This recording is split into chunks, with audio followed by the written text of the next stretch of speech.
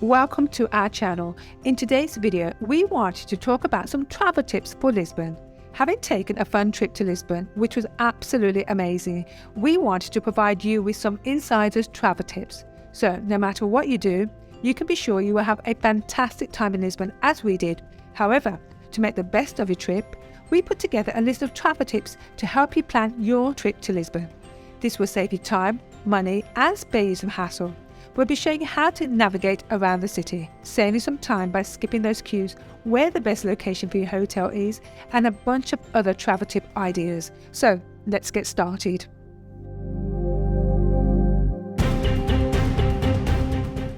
Number 1. Hotels.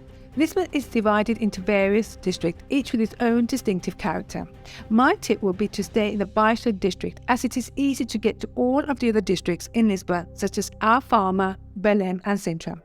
Pastéis district is the centre of Lisbon, and that's where you'll find most landmarks and touristy places.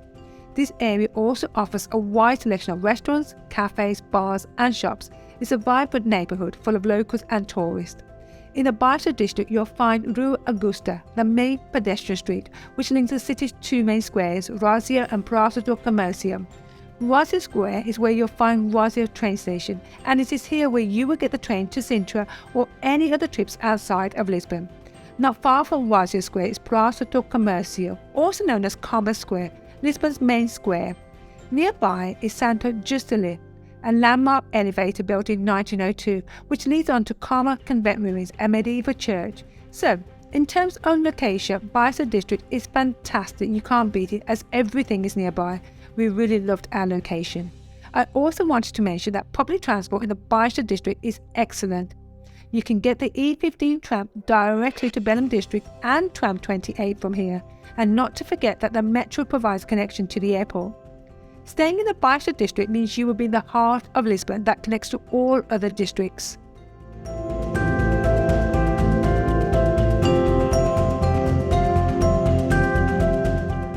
Number 2. Consider buying a Lisbon card or a Viva Viagem card. If you're planning to explore this beautiful city, you will most likely be using public transport to get around. And if you want to make your travels in Lisbon easier, you should consider getting a Viva or a Lisbon card. This card will make your journey in Lisbon more comfortable, convenient and less stressful. Let me quickly tell you the difference. Let me start with the Lisbon card. If you are planning on visiting many sites and museums that charge an entrance fee, you should consider taking the Lisbon card. The Lisbon card is entirely made for travellers. It will give you free and unlimited travel by public transport, including Sintra and Cascais. Discounted and free access to a number of monuments, sites and museums, plus many other offers. The card is valid for 24, 48 or 72 hours. So if you are planning on visiting several of the attractions it gives you access to, it will save you a fair bit of money and it will make your trip easier. That having been said, if you don't want to visit the sites, it won't be worth it. The transport part of the card is great, but that alone is not worth the price of the card. Check to see if the places you want to visit in Lisbon are discounted or free with the Lisbon card to see if this is your best option. The second option is buying the Viva Viagem card, which we did. It's a rechargeable transportation ticket. You can use the Viva card on buses, trams, funiculars operated by carriers, including tram 15 to Belém, tram 28 and Lisbon's 3 funiculars, Gloria, Beca and Lavra. You can also use it on Santa Justa. You can buy this travel card in any metro station, newspaper stand and ticket offices at major stations in the Lisbon urban area and top it up whenever you need it. You can then either choose to buy a 24-hour pass with different travel options for a set price, or you can add a cash value to your card. So our tip is that you plan your trip, decide what it is you want to see and then decide which card is best for you. Think about it before you purchase the card, but hopefully these two options will give you some ideas.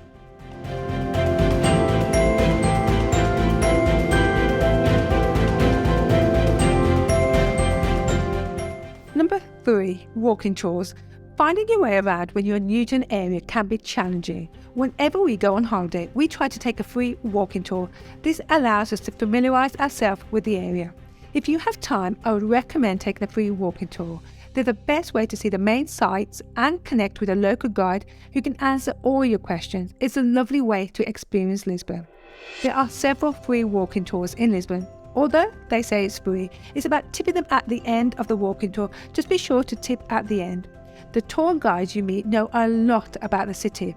You can get so much more value for your money by taking the time to get to know your guide and pick their brain a little. Chances are they have some good ideas, opinions and insiders tips. And if you have a question about an area, it's always nice to have a face-to-face discussion rather than just whipping out your phone and searching Google. Of course, take the time to enjoy the tour that the guide has planned, but in the downtime you have, consider asking a question or inquiring about that particular place you wanted to check out. There are no rules saying you can't benefit from a tour in personal ways. I would recommend starting with a general city walking tour, and if you like, go into more depth with Alfama and Belém walking tours.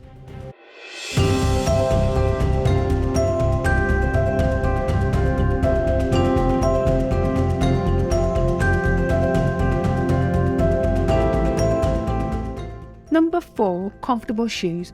Wherever you go in Lisbon, you will find Portuguese cobblestone on the pavement. Every street you walk on is cobblestone. Portuguese cobblestone is one of the great Portuguese heritage, a symbol of the city of Lisbon.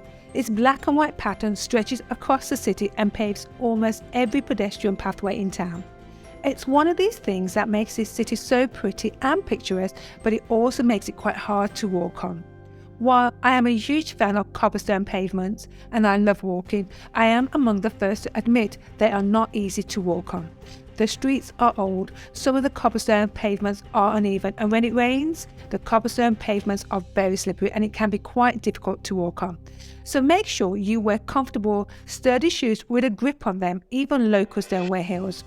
Lisbon occupies several steep hills, revealing stunning viewpoints. That's why walking around the city can become quite tiring. So bring your most comfortable, sturdy shoes to the Portuguese capital. Nothing is more fun than wandering through the narrow cobblestone streets and being surprised by the city's charm. So remember, flat and comfort is a way to go in Lisbon. Number 5, trams. There is no other image that is more associated with Lisbon than the antique trams that rattle and screech through the narrow streets of Lisbon. These trams are antiques, taking people up and down Lisbon's hilly and medieval streets since the 1930s. Tram 28 is especially popular with tourists, as it goes through several of Lisbon's most popular sites.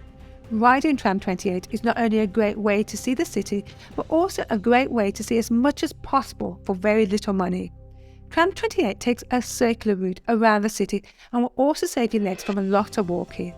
The downside is that everybody wants to ride Tram 28, including us. The queues are long and Tram 28 gets very busy with tourists to the point where you cannot get a seat to admire the views and you end up standing in the carriage, which is not very enjoyable.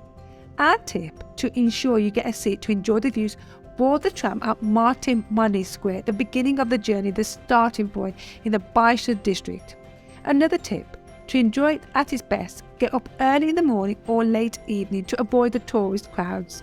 We took an evening ride on Tram 28. It was perfect, as we got a seat on the tram and saw all the historical sites. Plus, the city is more relaxed, not as busy as during the day, the perfect opportunity to stop at some amazing viewpoints watching the sunset. Number 6, churches. Steeped in history and ornate in style, Lisbon churches are fascinating, and the majority of them are all free, so be sure to step inside. When visiting Lisbon, it was impossible not to notice the numerous churches in the city. It seems like every corner we turned, we saw yet another church. If the church doors happened to be open, we were certainly going to step inside to take a look around. While the Lisbon Cathedral and the Carmel Convent have modest entry fees, virtually every other church in Lisbon is free and easy to enter. That even includes the stunning church of Santa Maria that is attached to the famous Geronimus Monastery, which holds the tomb of Vasco da Gama, among others. It's a beautiful church to see that costs nothing. Another impressive church to visit is the Church of St. Roque, also known as the Golden Church. When you look from the outside, there is nothing impressive about it until you go inside. It is truly magnificent and very impressive. It's one of the most exquisite and decorative churches. The interior is adorned with oil paintings, gold gildings, painted ceilings and beautiful tilework, it is totally free to explore. Touring the Portuguese churches is a must-do in Lisbon.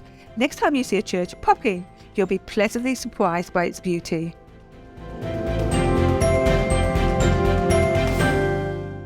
Number 7. Viewpoints. Don't go paying entrance fees for historical sites in order to gain spectacular views of Lisbon when you can actually get them for free. Lisbon is one of the world's most scenic capitals, thanks to its 7 hills which offer beautiful views from the top. Lisbon has plenty of amazing viewpoints dotted around the city, just waiting to be explored, that cost nothing, and all the viewpoints are just as amazing as each other. Viewpoints in Lisbon are called Miradouro. If you see a sign leading the way to Miradouro, it would be a good idea to follow where it goes. These viewpoints are in different areas of the capital city. They are perfect for catching the sunset and getting breathtaking views of Lisbon and the Tagus River. So next time you see that sign, follow it for the most spectacular views of Lisbon.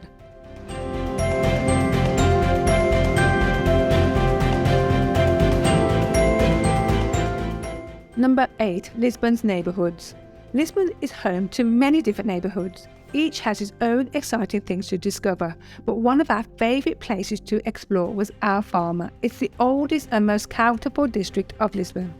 Alfama is a joy to discover, and it is best explored by simply getting lost within the wonderful alleys and side streets.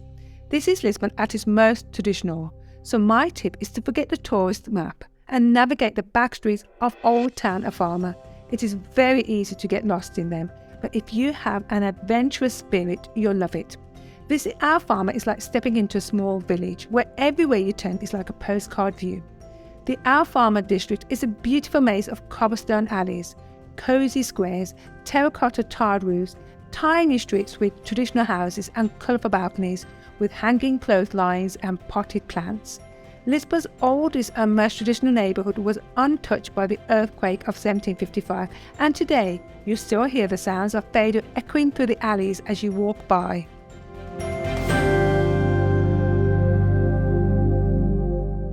Number 9. Santa Justa Lift. Santa Justa Lift is a very popular tourist attraction. The lift takes you up to the viewing platform for spectacular views of Lisbon. However, the lift can only carry 20 people at a time, so the lines are exceedingly long. You can easily be queuing for 45 minutes to an hour. To save money and time, you can actually skip the queue and the ticket price and access a viewing platform for free. Follow the signs to Carmel Convent Ruins, which is only 5 minutes walk from Santa Justa Lift. There is a tiny street on the right side of Carmel Convent Ruins that leads you onto the same viewing platform of Santa Justa Lift. The views of the city from the viewing platform are free, but if you want to get to the observation deck for an even better view, you can pay just €150 and there is a small spiral staircase up to the platform. The view of Lisbon from the observation deck is stunning.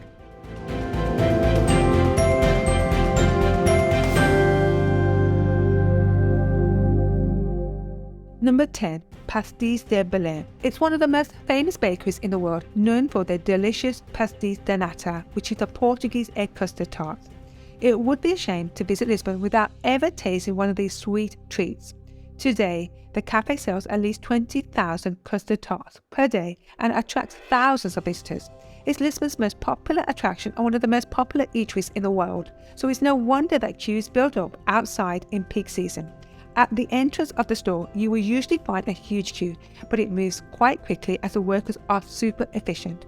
Many visitors do not know that the long queue that you will usually see outside is actually for those who want to take away the pastries. If you want to sit in, just enter the door marked table service, and if the first room is full, keep going as there are many rooms. You will definitely find a place to sit. The largest room seats 400 people.